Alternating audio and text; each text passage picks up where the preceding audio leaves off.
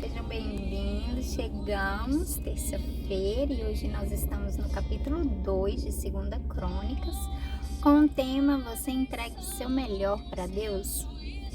Porque enquanto eu estava lendo, eu notei que Salomão, ele, aqui nesse capítulo, ele vai falar um pouco sobre a construção do templo e ele vai fazer o melhor. Mas quando a gente vai ler o capítulo, a gente vai perceber que ele vai fazer o melhor e ele fala assim: e eu sei que Deus não pode morar aqui, essa casa não pode conter Deus. Ele é grande, ele é magnífico, ele é onipotente, onisciente, onipresente, então eu vou oferecer essa casa aqui, eu vou fazer essa casa e eu vou fazer o meu melhor com ela. E eu vou fazer o meu melhor para ela, mas apenas para a gente poder aqui oferecer holocaustos, incenso, sabe, atrair a doce presença do Senhor neste lugar. Mas ainda assim, ele construiu uma casa, um templo gigante, o melhor que ele podia fazer. Então é mais ou menos isso que vai se tratar o capítulo de hoje. Eu gostaria que a gente prestasse atenção, chamasse atenção assim pra gente, o que a gente está fazendo, Quando a gente faz para o Senhor, quando a gente fala, todas as coisas eu faço para o Senhor, ou quando você de fato empenha ali algo, uma vocação, algo que o Senhor, te deu para fazer, ou te comissionou a fazer, como você está fazendo? Está fazendo o seu melhor? Muitas das vezes eu tô sozinha aqui, eu tenho 1, 2 pessoas, tem aqui minha mãe, ou a Isabel, ou enfim, algumas outras pessoas que entram, mas todas as vezes que eu venho empenhar a minha, fazer isso daqui, eu faço o meu melhor, eu busco aprender, eu busco orar, eu busco jejuar, eu busco até o melhor lugar. Ultimamente não tem como a gente fazer fora daqui do carro, lá dentro, onde eu queria fazer, que é mais bonitinho. Não dá para fazer por causa de sinal, Mas sempre que eu posso, eu tô num lugar legal, eu tô num lugar bonito. Mas é isso, sabe? Empenhar, é fazer o melhor com o que você tem ao seu dispor. Então vamos começar orando. Eu coloquei um louvor dizendo: você é santo, santo, santo, é tudo sobre você, tudo para você. Do Ministério Zoe, nunca foi sobre nós. E é isso, vamos orar, vamos e ver como é que o Espírito Santo nos direciona aqui hoje, amém? Amém, Jesus. Obrigada por mais um dia, obrigada pela sua palavra, que é viva e eficaz na nossa vida. Que no dia de hoje o Senhor possa abrir os nossos olhos, abrir o nosso coração para a tua verdade, Deus, e nos orientar, nos direcionar, nos fazer melhorar ou até mesmo, mostrar a intenção do nosso coração de falar: cara, eu tenho feito isso daqui, eu tenho feito o meu melhor e eu nem sabia. Mas em nome de Jesus, que o Senhor possa, nos conduzir a toda a sua verdade. Te agradecemos e te pedimos entendimento sobre essa palavra no dia de hoje, em nome de Jesus. Amém? Vamos embora.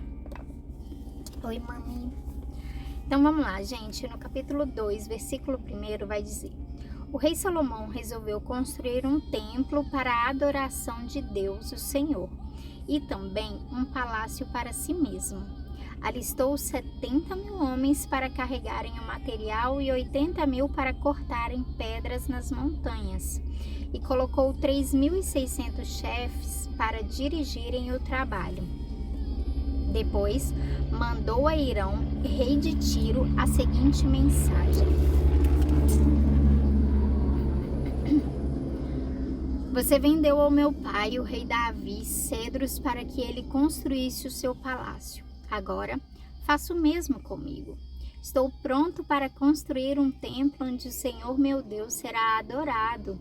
Será um lugar santo onde queimaremos incenso cheiroso em adoração a Deus e lhe apresentaremos sempre os pães sagrados. Todas as manhãs e todas as tardes ofereceremos em sacrifício animais que serão completamente queimados. Faremos a mesma coisa nos sábados, nas festas da lua nova e nas outras festas em honra do Senhor nosso Deus. É nossa obrigação fazer isso para sempre. Vou construir um templo enorme, pois o nosso Deus é maior do que todos os outros deuses. Mas se Deus não cabe nem mesmo no céu, que é tão grande, quem pode construir um templo para ele? E quem sou eu para levantar um templo digno de Deus, a não ser que seja um lugar onde se queime incenso em honra dele? Portanto, mande-me um homem que saiba trabalhar em ouro, prata, bronze e ferro, que saiba fazer tecidos de fios de lã, púrpura, vermelha e azul, e que saiba entalhar madeira. Ele trabalhará em Judá e em Jerusalém com os meus artesãos que foram contratados por Davi, o meu pai. Sei que os seus trabalhadores sabem cortar árvores, portanto, mande-me do Líbano madeira de cedro, de pinho e de sândalo. Os meus homens trabalharão junto com os seus, a fim de preparar muita madeira, pois o templo que vou construir será grande e maravilhoso. Para os seus trabalhadores que vão cortar as árvores, eu fornecerei 2.000 toneladas de trigo, 2.000 toneladas de cevada, 400.000 litros de vinho e 400.000 litros de azeite. Em resposta, o rei Irão mandou a Salomão a seguinte carta: O Senhor Deus ama o seu povo e por isso fez com que você fosse o rei deles. Louvado seja o Senhor, o Deus de Israel, o Criador do céu e da terra. Louvado seja Deus, Louvado seja Deus que deu ao rei Davi um filho tão cheio de sabedoria, tão inteligente e prudente, que vai construir um templo para Deus e um palácio para si mesmo. E agora eu vou lhe mandar Hurã, um mestre artesão inteligente e capaz. A sua mãe pertencia à tribo de Dan e o seu pai era da cidade de Tiro. Ele trabalha em ouro, prata, bronze, ferro, pedra e madeira. Sabe fazer tecidos de linho fino e de fios de lã púrpura, azul e vermelha. É perito também em obras de entalhe e sabe executar qualquer desenho que lhe seja apresentado. Ele trabalhará com seus artesãos e com os artesãos do rei Davi, o seu ilustre pai. Eu peço que você nos mande o trigo, a cevada. Eles ficam brincando aqui. A cevada, o vinho e o azeite que prometeu. Nós cortaremos nos montes Líbanos todas as árvores que você precisar. Levaremos as toras até o mar, faremos jangadas com elas e as levaremos por mar até o porto de Jope. Dali você as levará para Jerusalém. Então aqui nós vemos Salomão então decidindo começar a construção do templo, e a partir daí ele vai atrás das melhores pessoas. Então ele vai logo atrás de Hurã, como é o nome do rei, gente? O rei de Tiro, porque lá nesse lugar havia os melhores cedros. Cedro, depois você pesquisa e dá um Google e vai ver ali as árvores de cedro. São árvores com toras bem grandes.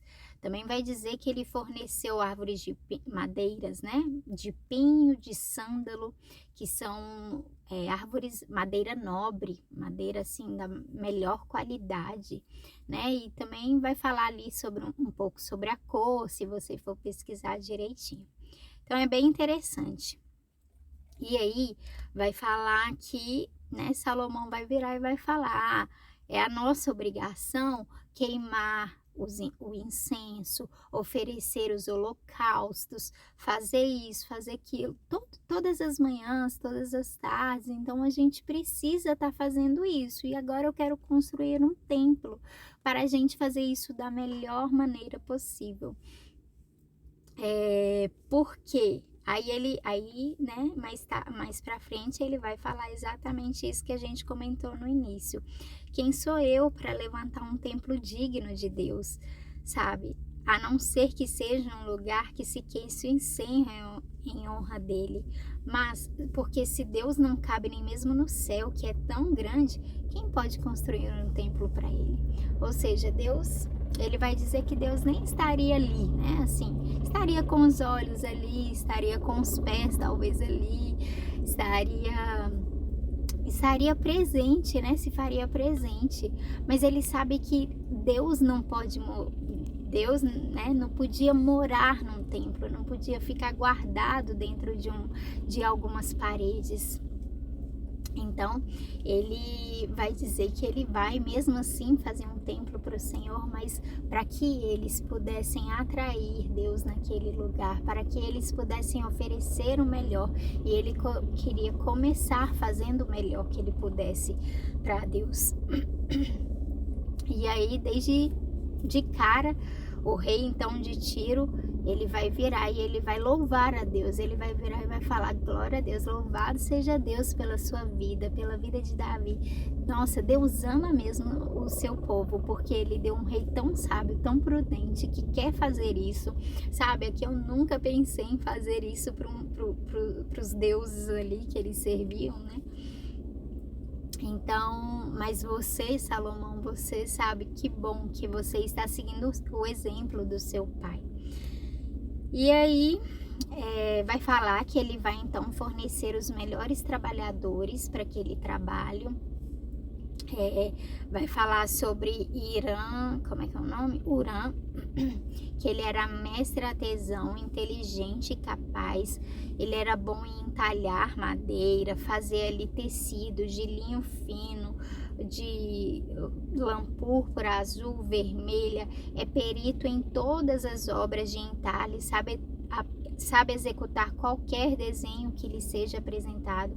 Então ele daria um especialista ali em todo tipo de artesanato, de trabalho com mãos, né? Então assim, foi-lhe dado a melhor pessoa que ele poderia ter para estar ali fazendo nos mínimos detalhes tudo aquilo que Davi e Salomão haviam, né, imaginado.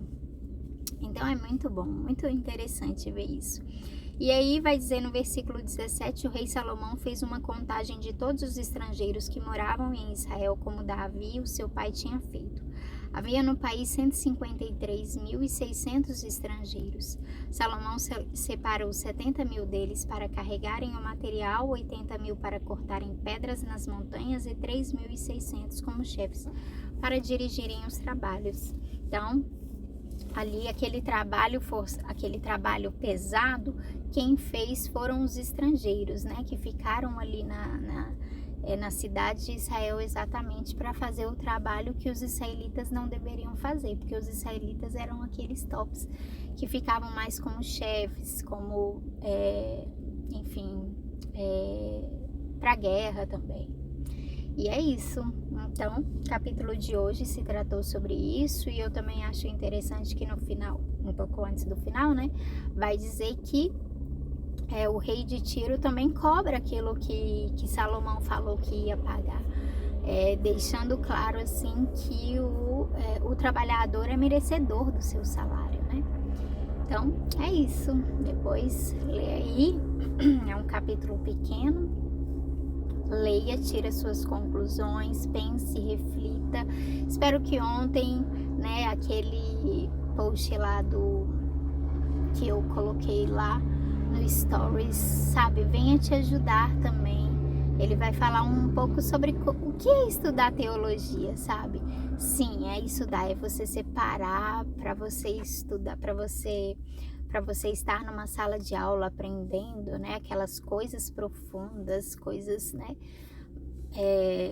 de quem estuda mesmo, o Logos, mas também é toda reflexão que você possa fazer, né, toda reflexão que você faz a respeito da palavra de Deus ou de um livro, de tudo aquilo que diz respeito a Deus, né, as coisas do Senhor, é um tipo de teologia que você vai estar aí estudando. Então, que seja bom para você como é bom para mim, eu gosto demais. Então é isso, beijo, Deus abençoe o nosso dia de hoje, amém, mami? Tchau, tchau, gente.